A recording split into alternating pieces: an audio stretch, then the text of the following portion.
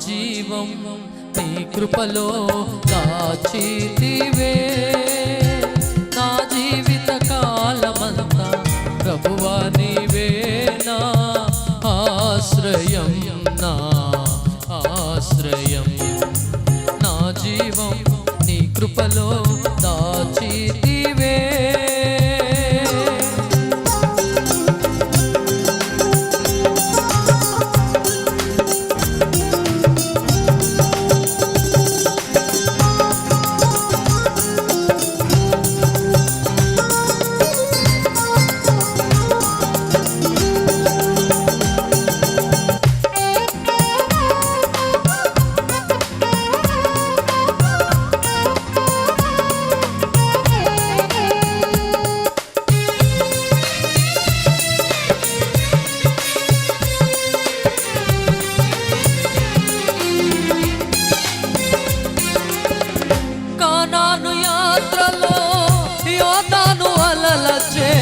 కలత చెందితినే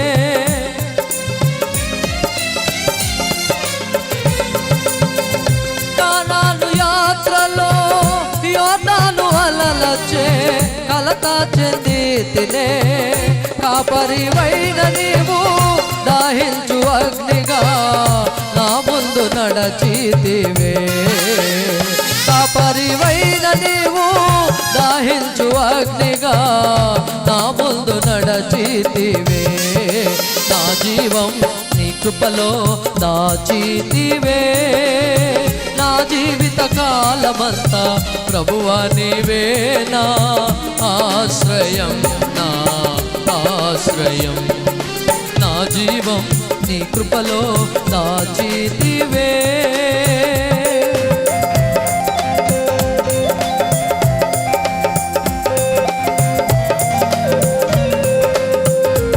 చప్పట్లు పడుతూ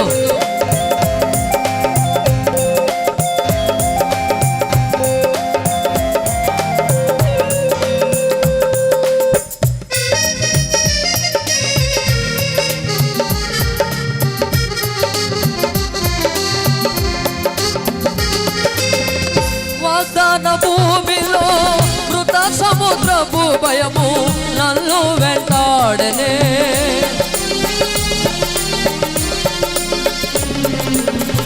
వాగ్దాన భూమిలో మృత సముద్రపు భయము నన్ను వెంటాడనే వాక్యమయుల్లని సహవాసముయే ధైర్యము పుట్టించెనే వాక్యమయుల్లని సహవాసమునే ధైర్యము పుట్టించెనే నా జీవం నీ కృపలో దాచితివే నా జీవిత కాలమంతా ప్రభువా నీవే నా ఆశ్రయం నా ఆశ్రయం నా జీవం నీ కృపలో దాచితివే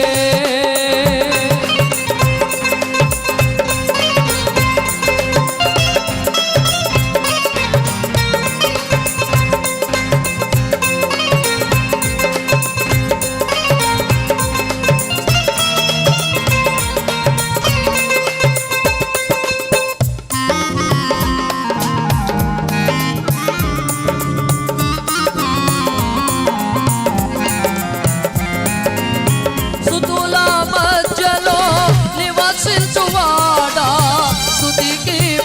పాత్రుడా,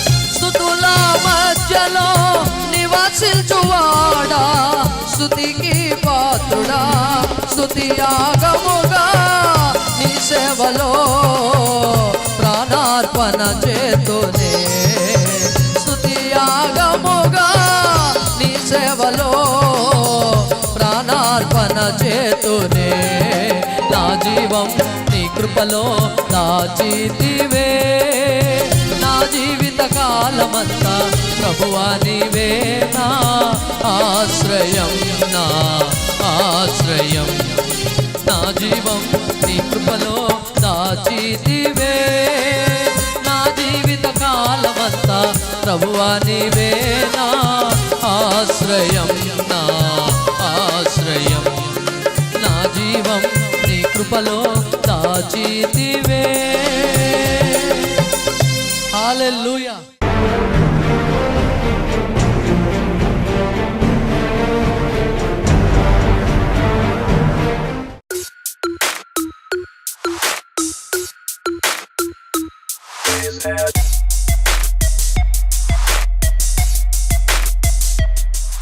దేవుని జనాంగం మీద వెర్రి కేకలేస్తున్నాడే, రే నేనున్నాను, నా పక్షంగా యుద్ధం చేసేవాడు యెహోవా. కొంచెం కూడా సొంత ప్రయత్నాలు, సొంత ప్రొటెక్షన్, సొంత సంరక్షణ అవసరమే లేదు. మనం పూర్తిగా దేవుని మీద ఆధారపడాలి. దావీదు సరిపోవట్లేదని తీసాడు. ఎందుకు తీసాడు? అటు సరిపోతూ ఉంచుకునేవాడు అనమాట. అది తీసేసి పక్కన పెట్టి ఇప్పుడు వెళ్తున్నాడు. ఎట్లా వెళ్తున్నాడు తెలుసా? మళ్ళా ఆ ఏట్లో నుంచి రాయి తీసి ఒడిసెల్లో పెట్టి గిరా గిరా గిరా గిరా, ప్రభా ఎక్కువ సపోర్ట్ ఇవ్వను కానీ చిన్న రాయి సపోర్ట్ ఇస్తా నీకు. ఏమంటున్నాడండి? ఎక్కువ సపోర్ట్ ఇవ్వను, చిన్న రాయి సపోర్ట్ ఇస్తా నీకు. ఈ చిన్న రాయిని నీకు సపోర్ట్ ఇస్తా, ఈ రాయితో నువ్వు యుద్ధాన్ని చెయ్యి అన్నట్టుగా దేవునికి సపోర్ట్ ఇస్తున్నాడు. చూడండి దావీదు, నువ్వు చిన్న రాయి కూడా దేవునికి సపోర్ట్ ఇవ్వాల్సిన అవసరం లా. దేవునికి స్తోత్రం కలుగును గాక. యుద్ధం ఆయన చేస్తాను అని చెప్పాడా? ఆయన నీ పక్షంగా పోరాడుతాను అని చెప్పాడా? ఆయన నిన్ను గెలిపిస్తాను, నీకు జయాన్ని చేకూర్చి పెడతాను అని చెప్పాడా? ఇక నువ్వు నోరు మూసుకొని కూర్చో, నువ్వేం చేయాల్సిన అవసరం, నువ్వు రాయి విసరాల్సిన అవసరం లా. దేవునికి స్తోత్రం.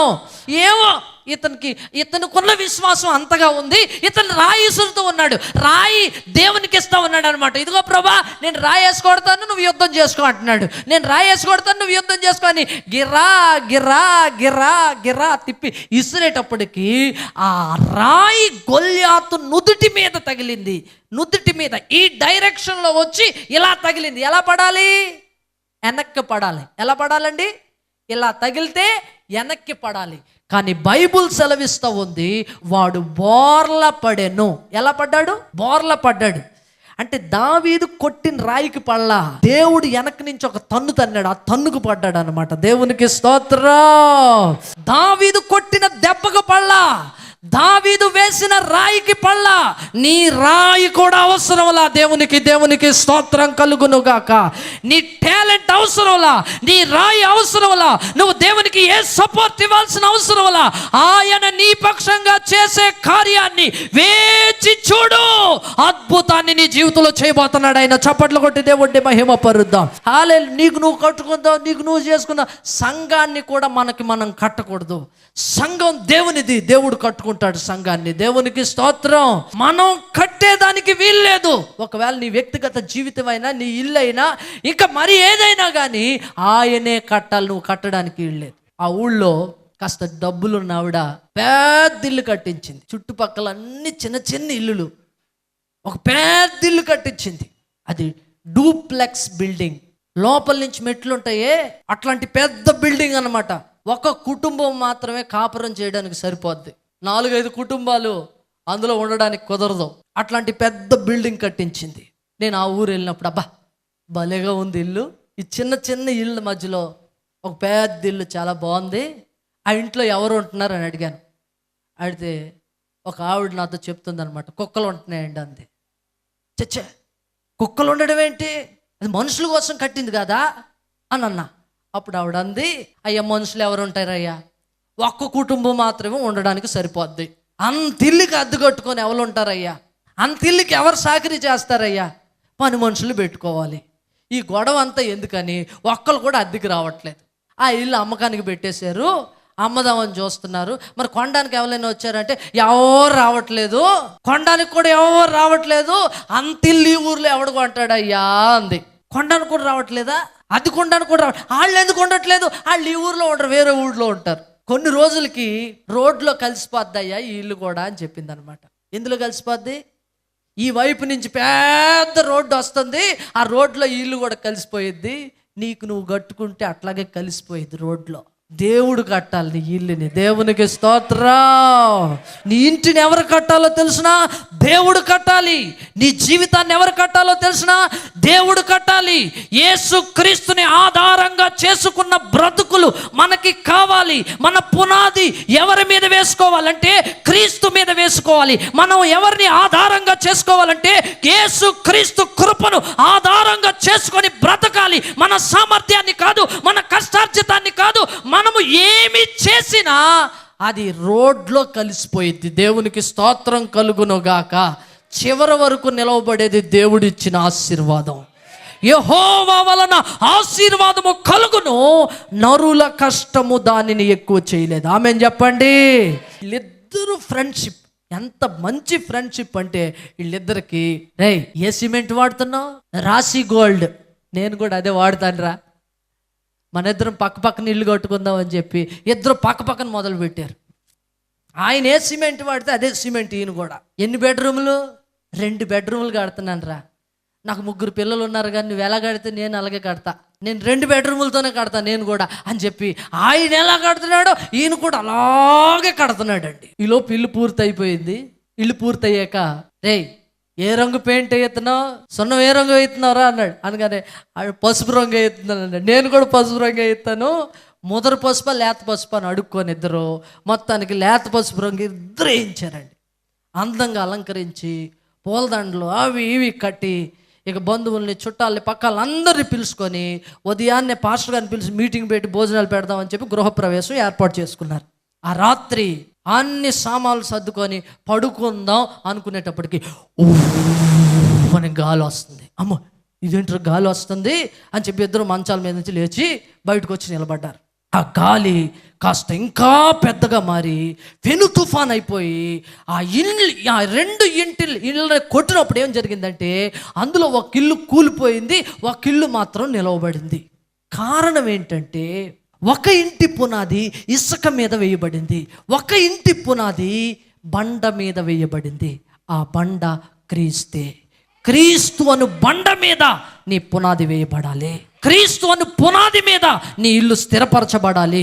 ఎప్పుడైతే క్రీస్తుని ఆధారంగా నీ జీవితం చేసుకుంటుందో అప్పుడు నీ జీవితం విప్లవాత్మకమైన కార్యాలు చూస్తూ ఉన్నది. దేవునికి స్తోత్రం కలుగునుగాక. ఈరోజు క్రీస్తే నీ ఆశీర్వాదం, క్రీస్తే నీ స్వస్థత, క్రీస్తే నీ ఆధారం, క్రీస్తే నీ బ్రతుకు అయి ఉన్నాడని నువ్వు గుర్తించాలి. ఎంత మాత్రము నీ సొంత ప్రయత్నాలతో, నీ సొంత కష్టార్జితంతో, నీ సొంత ఆలోచనలతో, నీ సొంత వ్యయ ప్రయాసలతో నువ్వు ముందుకు వెళ్దామని ఆలోచించవద్దు. దేవుని మీద ఆధారపడి ఆయన ఏం చెప్తాడో, ఎలాంటి ఆలోచన నీ పక్షంగా కలిగి ఉన్నాడో ఆ కోణంలో నువ్వు ముందుకు వెళ్ళడానికి ప్రయత్నించు. తప్పకుండా దేవుడు నిన్ను ఆశీర్వదిస్తాడు. దేవునికి స్తోత్రం. చప్పట్లు కొట్టి దేవుడిని మహిమపరుద్దాం.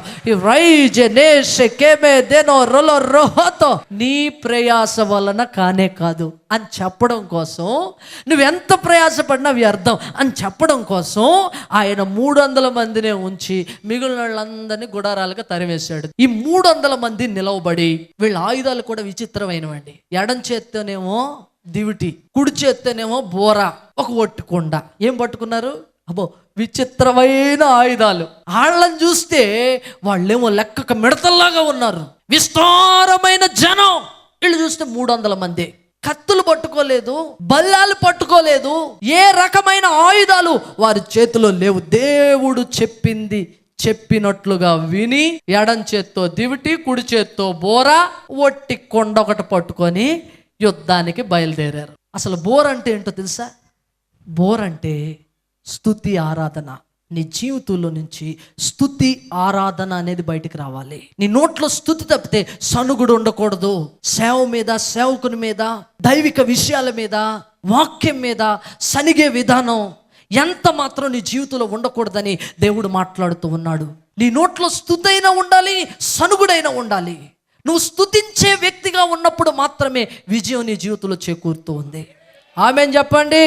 బూర శబ్దం మాత్రమే నీ నోట్లో నుంచి రావాలి, మరొక శబ్దం రావడానికి వీల్లేదు. స్తుతి మాత్రమే నీ నోట్లోంచి రావాలి. దేవుడు నీ పక్షంగా కలుగు చేసే విజయాన్ని గూర్చి దేవుడిని స్తుతించు. ఇప్పటి వరకు కలుగు చేసిన స్థితిగతుల్ని బట్టి దేవునికి స్తుతి చెల్లించు. ఎంత మాత్రము సనగనే వద్దు. దేవునికి స్తోత్రం కలుగును గాక. వాళ్ళు బూర ఊదుతూ దేవుణ్ణి స్తుతిస్తూ ఉన్నారు. ఎరికో పట్టణం చుట్టూ 7 మార్లు తిరిగి స్తుతి ఆరాధన చేసినప్పుడు, వాళ్ళు బూరలు ఊదినప్పుడు ఎరికో పట్టణం కూల్చబడింది, ఎరికో పట్టణం పట్టబడింది, అద్భుతమైన జయం చేకూర్చబడింది. అదే జయాన్ని దేవుడు నీకు చేకూర్చాలనుకుంటున్నాడు ఆయన. ఆమేన్ చెప్పండి. రెండవది ఏంటంటే దివిటి. ఇది వెలుగుతుంది, మండుతున్న దివిటి. ఈ మండుతున్న దివిటి పరిశుద్ధాత్మకు సాదృశ్యంగా ఉంది.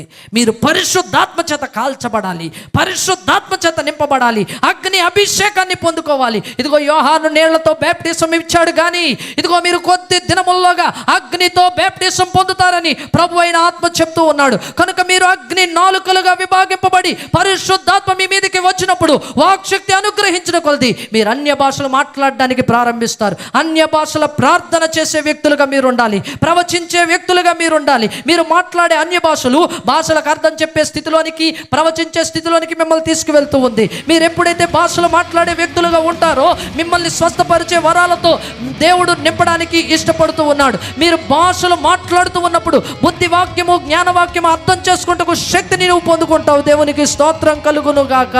నువ్వు పరిశుద్ధాత్మ అగ్ని చేత కాల్చబడాలి.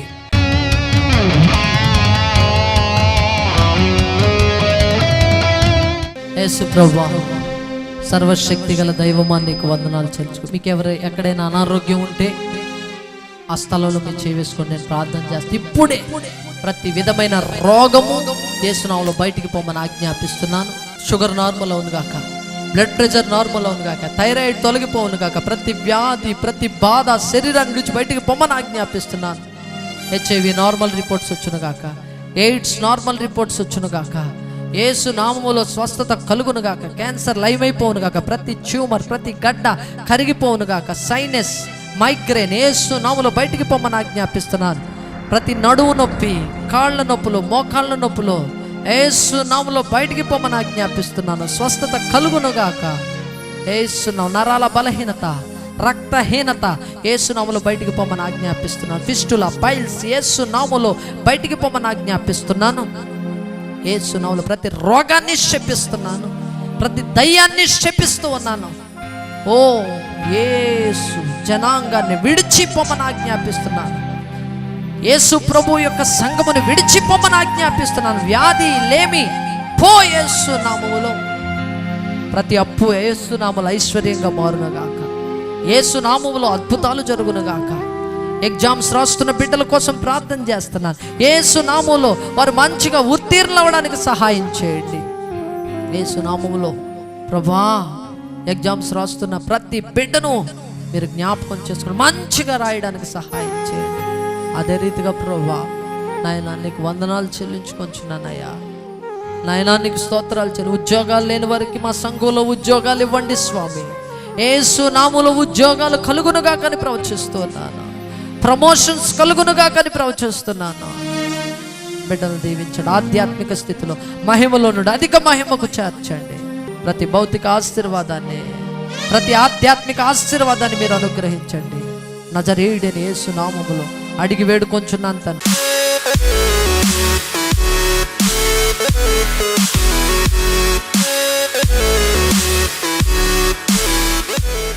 కాళ్ళు నొప్పులతో ఈ స్థలంలోకి వచ్చారంట.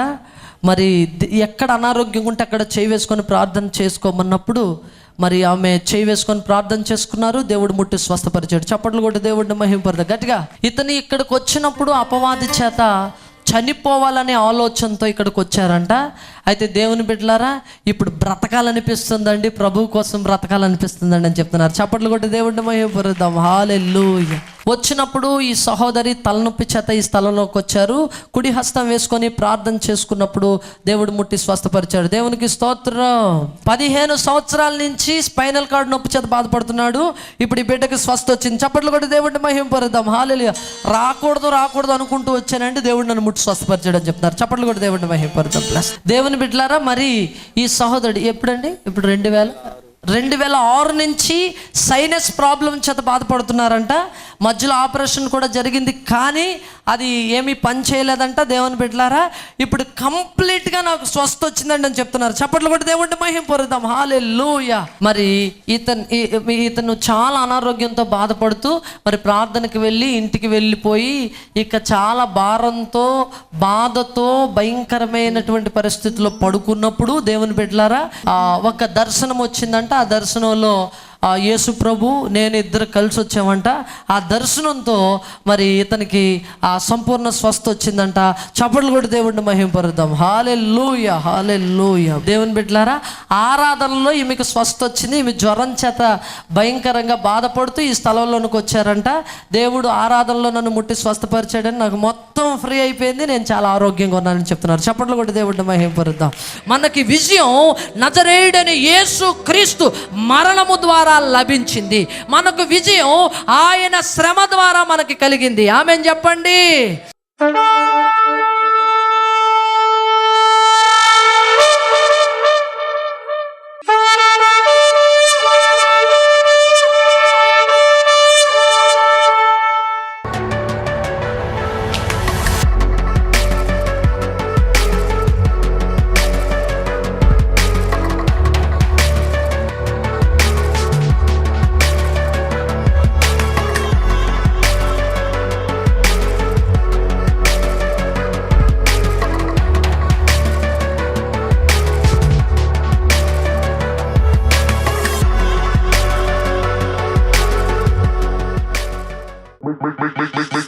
Make the ground shake.